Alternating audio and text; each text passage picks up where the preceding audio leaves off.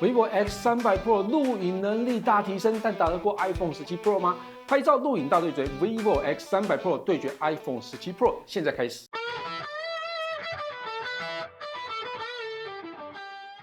嗨，大家好，我是 KissPlay。vivo 近期推出了新一代旗舰机 X300 Pro， 在拍照与录影能力上有着显著升级的，就是它的稳定能力。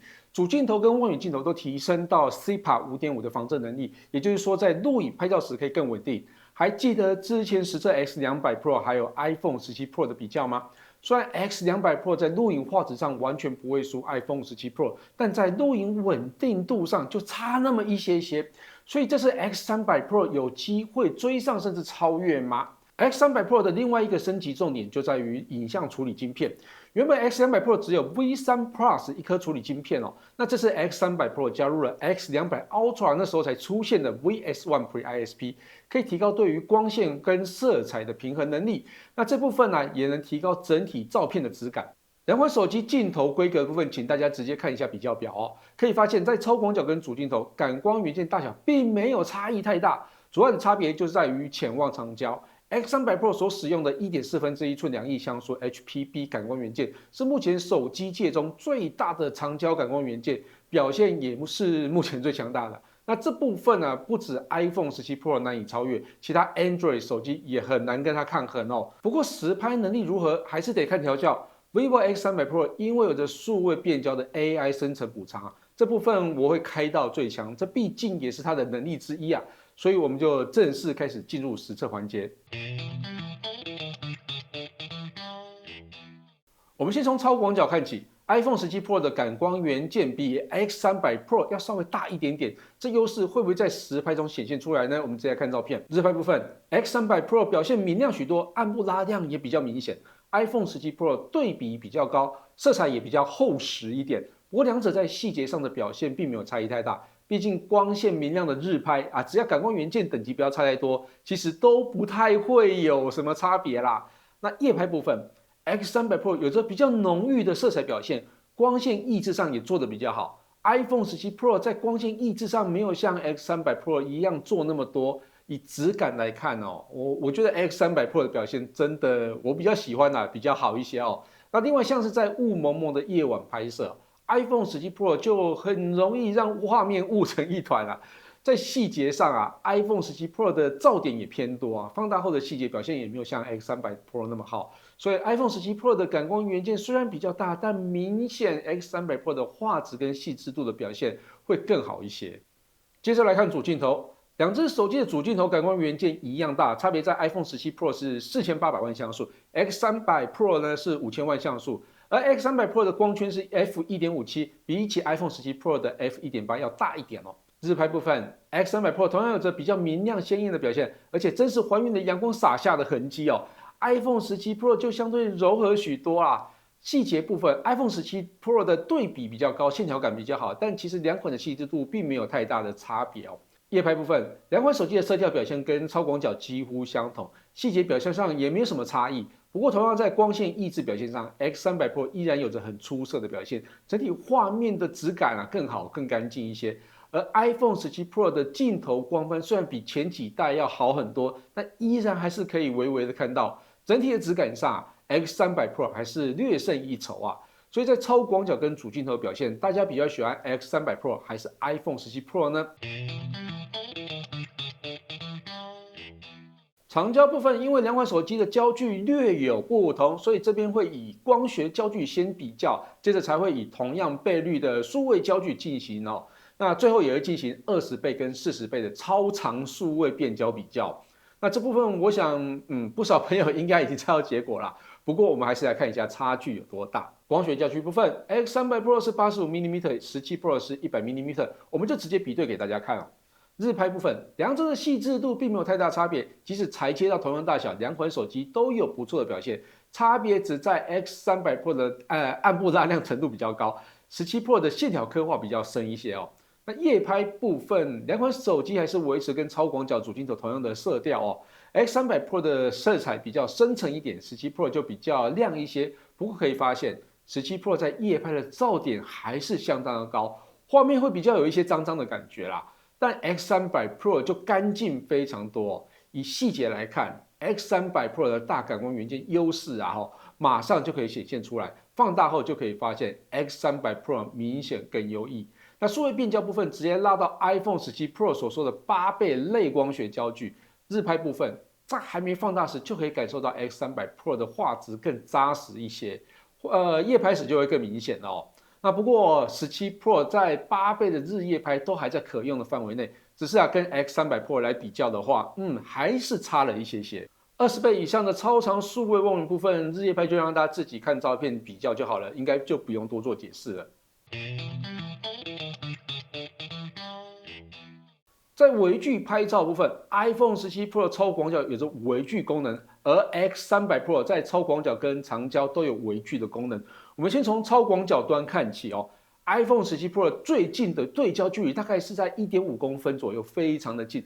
而 X300 Pro 最近的对焦距离稍微远一点点，大概落在2公分左右两者都可以离得非常的近细节部分，虽然 iPhone 17 Pro 可以比较靠近，但边缘会出现模糊感，但 X300 Pro 整体来看都是相当的清晰那 iPhone 17 Pro 并没有长焦微距功能，但其实它的主镜头最近对焦距离大概有18公分左右，那直接数位放大也有不错的表现。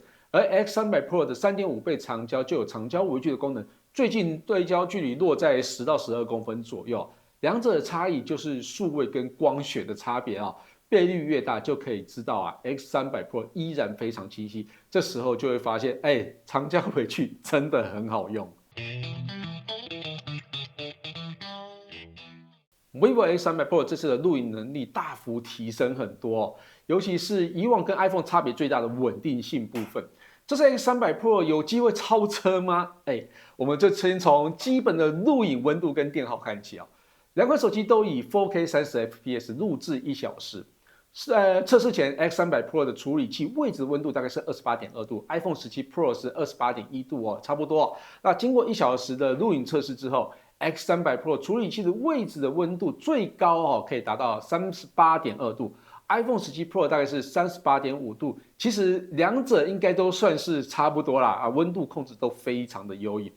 电耗部分，两款手机都从满电开始录影，1小时录影后 ，X300 Pro 还有 92% 的电力，以电池容量6510毫安时来换算，大概用掉521毫安时的电量。iPhone 17 Pro 则剩下86%的电力，以电池容量3988毫安时来计算大概用掉558毫安时的电量。那这次的 X300 Pro 真的很省电，没想到居然在测试中可以小胜 iPhone 17 Pro所以其实没有7000毫安时有问题吗？我觉得省电可能才是最大的重点。接着我们来看一下录影实测，先来看一下定点运镜的部分。日拍部分从0.6倍到20倍，两款表现几乎相同。